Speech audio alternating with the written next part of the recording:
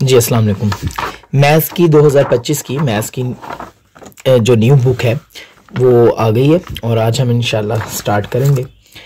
Real numbers के बारे में ये चैप्टर है, यूनिट नंबर 1 है और इसका पहला क्वेश्चन, मैं ज़्यादा टाइम वेस्ट नहीं करूँगा, आप लोगों को टू द पॉइंट बात करेंगे।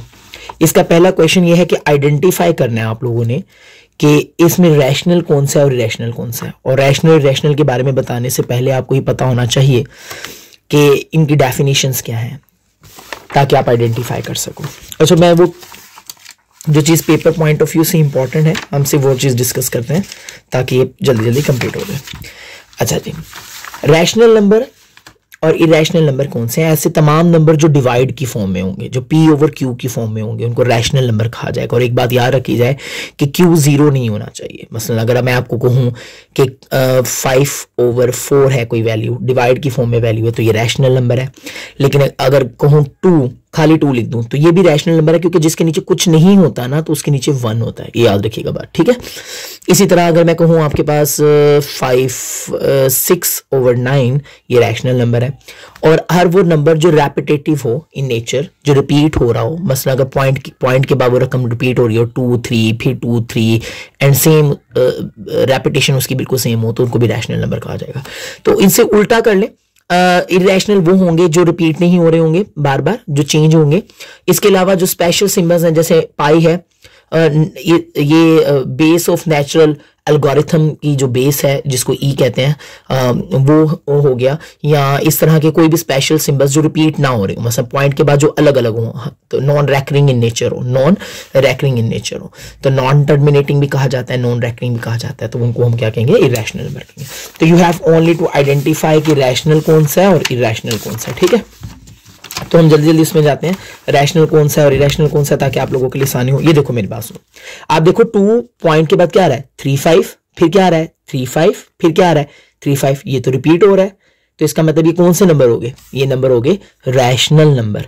और एक बात याद रखिएगा, 0.6 और 6 के ऊपर आपको एक बार नजर आ रही होगी। इस बार का क्या मतलब है भाई? इस बार का मतलब है कि ये बार बार रिपीट होगा, मतलब 6 है, फिर दोबारा 6 है, फिर दोबारा 6 है, फिर दोबारा 6 है। तो इसका मतलब ये कौन सा नंबर हो गया? ये भी रैशनल नंबर हो गया, ठीक है, सही। तो हमने पढ़ा कि जो रिपीट हो रहे हो वो रैशनल नंबर होते हैं। आगे चलते हैं जरा थोड़ा सा, ये देखिए तो जरा, पॉइंट के बाद 2 3 है, फिर 6 है, फिर 0 है, ये अलग है, 2 अलग, 3 अलग, 6 अलग, 0 अलग, तो रिपीट नहीं हो रहे, तो ये इरेशनल नंबर है। और याद रखें, अंडर रूट वाले जितने भी आए आप सोचे समझे बगैर उसको इरेशनल नंबर कंसीडर कर सकते हैं। और वही आ गया ये जो मैंने आपको बताया, बेस ऑफ नेचुरल एल्गोरिथम इसको कहते हैं, और इसकी वैल्यू होती है 2.78 समथिंग। तो ये भी इरेशनल है, ये भी इरेशनल है, ये भी इरेशनल है, ये भी इरेशनल है। मैंने आपको बताया क्यों, अंडर रूट आ गया, इनके अंडर रूट आ गया, अंडर रूट आ गया। तो अमूमन पेपर में एमसीक्यूज पॉइंट ऑफ व्यू से ये क्वेश्चन इंपॉर्टेंट है। देखो क्या कहा था आपको मैंने, P ओवर Q की फॉर्म में अगर आ जाए, P ओवर Q की फॉर्म में आ जाए, तो वो कौन से नंबर होंगे? रैशनल होंगे। तो जहन बना लो, जो रिपीट हो रहे होंगे, जो डिवाइड में होंगे, वो रैशनल नंबर है, सिंपल। और ये क्वेश्चन थोड़ा सा रिपीट करना पड़ेगा, थोड़ा सा हल करना पड़ेगा आपको, तो मैं हल कर देता हूँ इसको, इट्स क्वाइट इजी। तो क्वेश्चन है हमारे पास 2 माइनस अंडर रूट 2, ठीक हो गया। वीडियो लंबी ना चल जाए, चलो मैं नेक्स्ट टाइम उतार के रखूंगा। 2 प्लस अंडर रूट 2 हमारे पास है। आप देखिए क्या आपको सारी चीजें सेम नहीं लग रही? 2 इधर भी है, 2 इधर भी है, अंडर रूट 2 इधर भी है, अंडर रूट 2 इधर भी है, लेकिन इसमें एक फर्क है छोटा सा, सिग्नेचर्स अलग अलग हैं। यहाँ माइनस है, इधर क्या है? प्लस है। तो इसके लिए पार्शियल स्क्वायर होता है, यानी 2 और 2 बिल्कुल सेम है, भाई है भाई ये, तो इसको हम स्क्वायर लिख लेते हैं ऐसे, 2 का स्क्वायर, कोई इशू तो नहीं।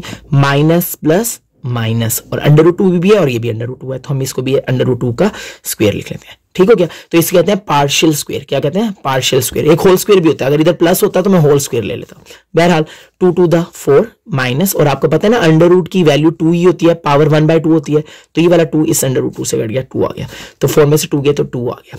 अब डिसाइड हमने करना है ये रैशनल है कि इरेशनल है। देखो मैंने कहा था आपको चैप्टर के शुरू में कि कोई भी रकम जो खाली हो, अकेली हो, उसके नीचे कुछ भी ना हो, तो जहां कुछ नहीं होता वहां 1 होता है, याद है ना आपको। तो मैं इसको क्या लिख लूं? ये P ओवर Q की फॉर्म में है, जी हाँ जी, ये P ओवर Q की फॉर्म में है, तो इसको हम रैशनल नंबर कहेंगे। क्या कहेंगे?